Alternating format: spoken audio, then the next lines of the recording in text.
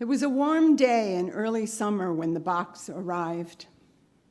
Not expecting a package, my heart leapt when I saw it waiting for me on the stoop outside of our front door. I couldn't find my house keys fast enough to get inside and see what it held. Noticing my sister Ellen's address on the sender label added to my joy. But I felt my heart sink as I lifted the package and heard the familiar sound, broken pieces.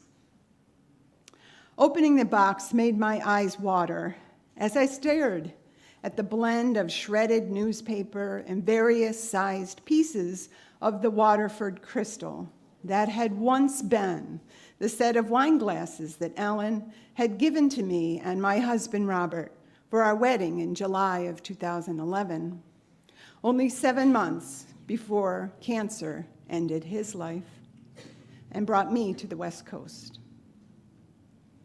She had been storing them for me since my move to California, and she sent them to me as a surprise. She sent them to warm my heart, not to break it.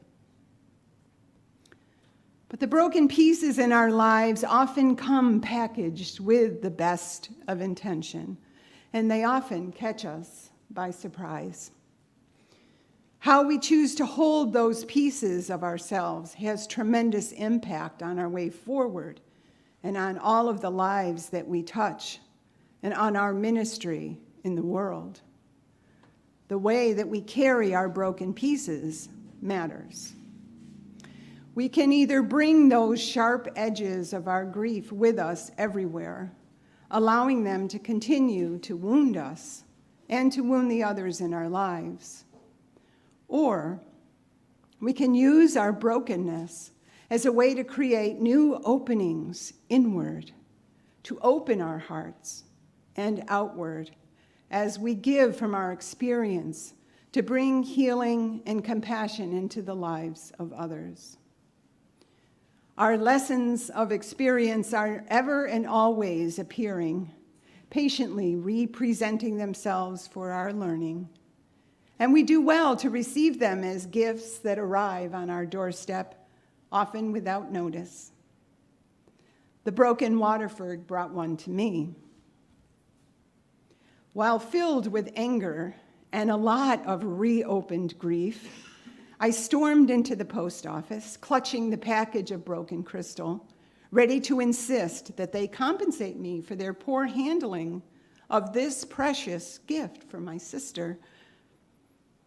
I waited a long time in the line for my turn at the counter, and while moving the box from its Trader Joe's bag up onto the counter, a tiny sliver of broken glass slid out from between the flaps on the bottom of the box, and it cut deeply into my finger, and it began to bleed. Reaching for a tissue to stop the bleeding, I heard the clerk bark at me with terse language that said, "Damage requests are not handled locally." Period. His voice was nearly as sharp as the broken crystal as he snapped, "An insurance claim must be filled out online with an attached picture of the damaged goods. And oh, be sure that you hold on to all of the broken pieces in case further verification is necessary." He looked over me toward the long line of waiting customers and shouted, "Next customer." Ouch. I certainly didn't need any further verification. I knew my heart was as broken as the shards of crystal glassware and as wounded as the cut on my finger that continued to bleed.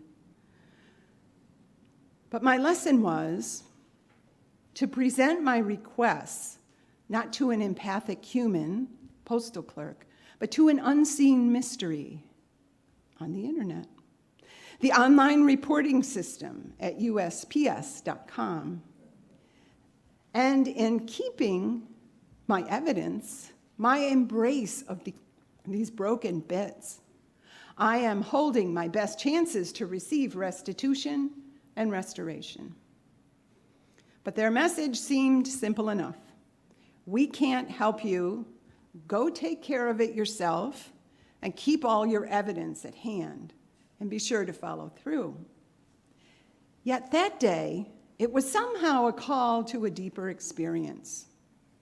It traveled with me in my thoughts, nudging me in my meditations, and it was speaking its message into my prayer time. I sensed an invitation luring me away from my duties and toward healing, away from all of the doing and more toward a new way of being. There is no need to feel hurt and alone, leaking life force as you go. Take your broken pieces to the unseen, the mystery, the sacred collective, the divine. There you will find space for all that is broken, rejected, grieved, and weary. Hold it in place for a while until the bleeding stops. And while inviting transformation, know that it is certain. Our personal experiences of healing are wondrous gifts that form each of us, every one of us, as ministers to this world.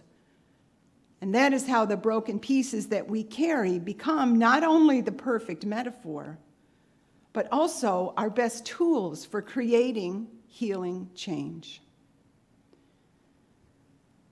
Catholic priest and theologian Henry Nouwen, in his text, The Wounded Healer, suggests that no minister can offer service to the world without a constant and vital acknowledgement of his own experiences of brokenness.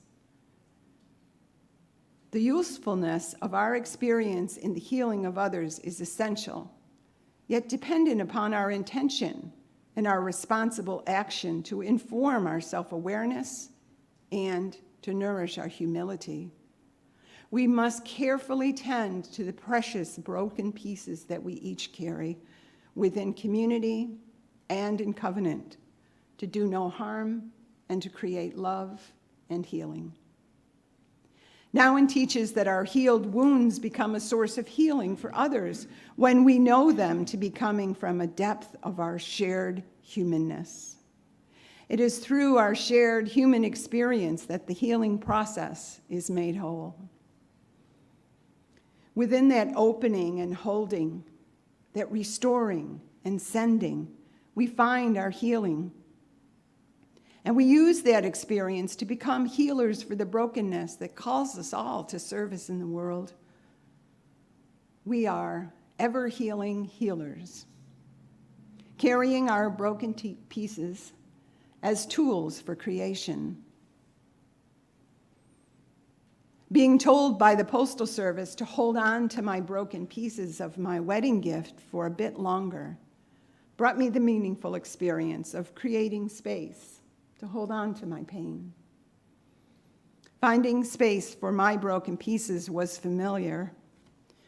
My heart had been broken enough and pushed open enough to make room for more. Loss can turn your heart into a walnut, but letting it break open allows for the walnut tree to grow. My heart has had a workout, but it has become strong and compassionate. My heart is become my mentor and my teacher, and I am its diligent apprentice. It is within the heart that we can create a meaningful image for our shared experience as human beings, because it is who we truly are.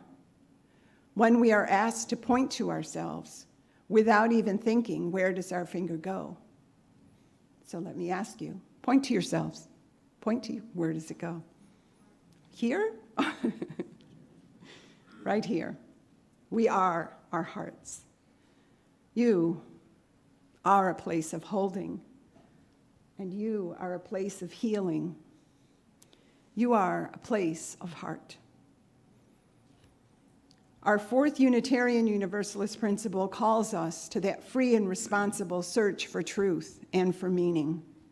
And we might all agree that along with our commitment to always be on the search for greater truth and deeper meaning, we must also have a sense of finding as we go. Any responsible search would be overwhelming and exhausting without that. Searching for truth and meaning in a way that is responsible must encompass the element of finding along the way. Maybe that finding happens at the core of our stories of becoming whole in our brokenness. And maybe that finding is truly up to us. Along the path of our lives, and especially on our spiritual journey, our determination to stay on the search for truth and meaning takes great courage as we are drawn deeper into our self-awareness and lured closer to the divine, our source, the life force of love. No, we are not at the mercy of a curmudgeonly God that doles out truth and meaning that we need, dispensing it willy-nilly when we manage to somehow be good enough.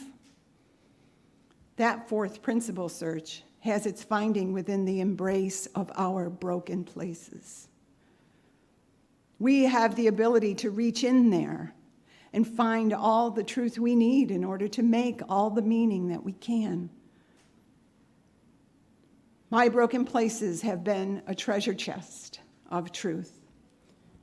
Truth that I have taken into my soul and shaped into deeper senses of meaning, more than I'd ever thought possible. And it seems to me that more and more our beloved world is in deep and desperate need of people who are able to show up carrying their broken pieces. People who show up with their whole, authentic, love-filled, flawed, beautiful, truth-telling, meaning-making selves. People with their hearts wide open. Can we hear our call to be those people? Over these recent days, when our government has been taking cruel and hateful actions against the families coming to our borders in desperation, we are being shown truths about ourselves.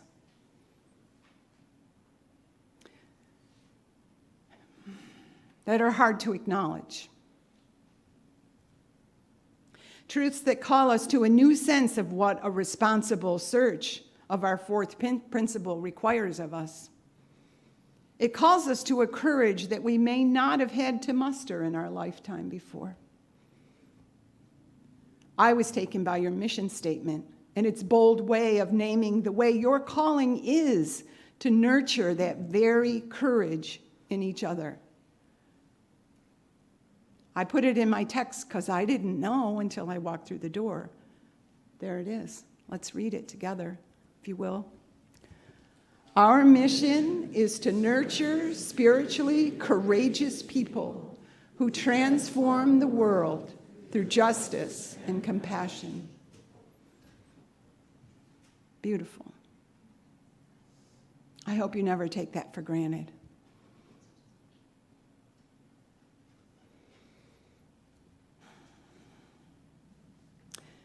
That nurture will go a long way toward the transformation of the world as you serve with hearts broken open and overflowing with justice and compassion.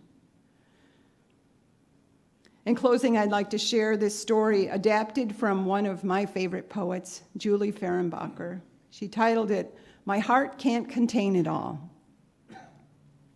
I choose to inhabit my days, to allow my living to open me and to make me less afraid, more accessible, to loosen my heart until it becomes a wing, a torch, a promise. You know how sometimes you feel like your heart might just burst? Like the love that you feel in there is running out of space because there is so much of it and you can't possibly contain it all. I feel that way right now. Love for all who live and breathe and for all that is. For the soft purring cat and the old sweet dog who are curled up and snoring beside me. for the beautiful, one-of-a-kind, precious children, for the seagulls that squawked all around me this morning, especially the one who tucked his little orange beak into his tail feathers and so trustingly closed his eyes, for the shadows and rocks and feathers and broken shells I found in the sand today, for the deep, deep breaths of all that fresh, salty sea air, for the tiny granules of sand between my toes, for those brave, strong, moss-covered oaks that grow in my backyard, for the moon that glows golden outside my window, for the messages and synchronicities that come at exactly the right time,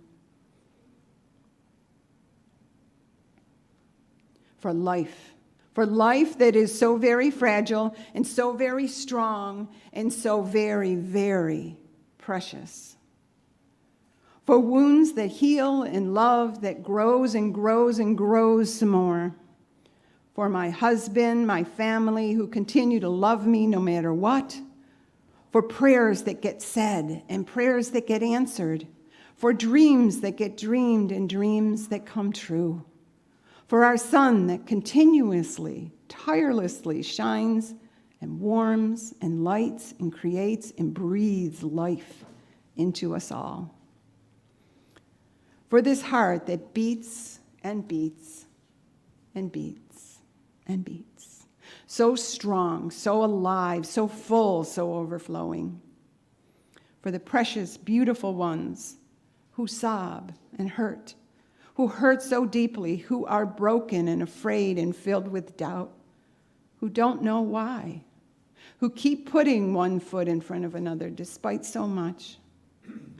May we stand at the very tippy top of the world and shout and sing and whisper and hold every single one of your hands on hearts in our own and gently whisper, I love you. To the whole wide, messy, broken, but beautiful, just right world, we say, I love you. And to you, beautiful hearts, and you, and you, and you. A bazillion other yous. You are all so beautiful and so brave. You are so absolutely, gloriously, perfectly, preciously, uniquely you. There is not a single other like you. Please don't ever be any other way. You are just right, exactly the way you are. You can relax. You can just be. I love you. Namaste. Namaste to the whole wide, precious world. And amen.